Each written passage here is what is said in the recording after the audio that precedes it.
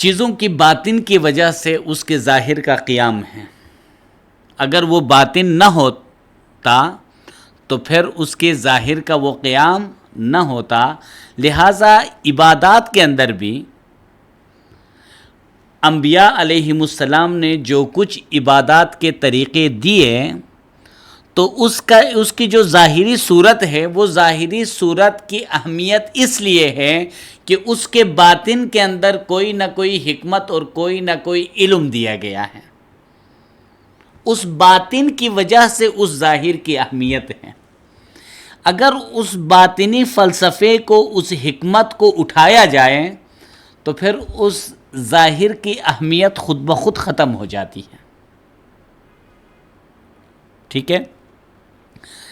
اب ہم دیکھتے ہیں جب یہی حقیقت ہے، اب دنیا کے اندر دیکھیں مختلف جانوروں کو جن کو ہماری عقل کیا کہتی ہے. ہماری عقل یہ کہتی ہے کہ جو زیادہ آپ کو تکلیف دے اس کو آپ تکلیف دو، جو عاجز ہے اس کو کیوں تکلیف دیں گے.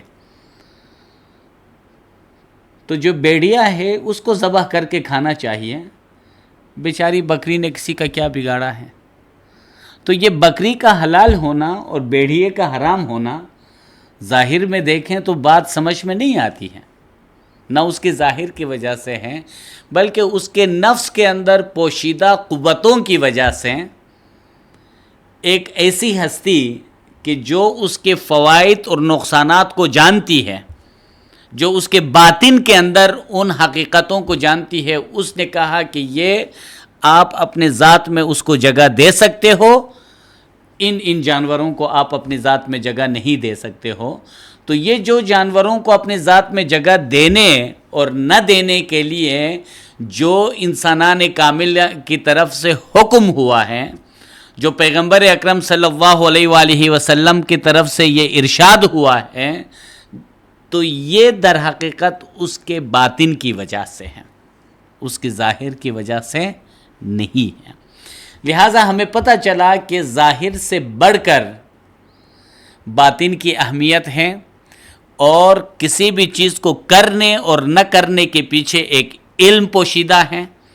اور اگر وہ مقصد حاصل ہو جائے، وہ باطن جو مقصد ہے وہ حاصل ہو جائے تو پھر اس کا جو ظاہر ہے، جو شاخ ہے، فرع ہے، تو وہ وقت کے ساتھ ساتھ اس میں تبدیلی لائی جا سکتی ہے. اور تبدیلی لانے کی صورت میں پھر اس سے لوگوں کو، ارواح کو اگلے سٹیج پر ترقی دینے کے لیے ہے. لاسٹ لیکچر میں ہم نے مثال دی تھی، اگر آپ کے پاس کوئی ٹکٹ ہے تو وہ ٹکٹ اس لیے ہے کہ آپ بورڈنگ پاس حاصل کریں. وہ بورڈنگ پاس بھی آپ کی منزل نہیں ہے، وہ بورڈنگ پاس آپ اس لیے لیتے ہو کہ آپ اس کے ذریعے سے جہاز میں بیٹھ جائیں. جہاز میں بیٹھنے کے بعد آپ بورڈنگ پاس اپنے منزل میں پہنچیں، اس کو آپ پھاڑ کے آپ ڈسٹ بن میں ڈال دیں.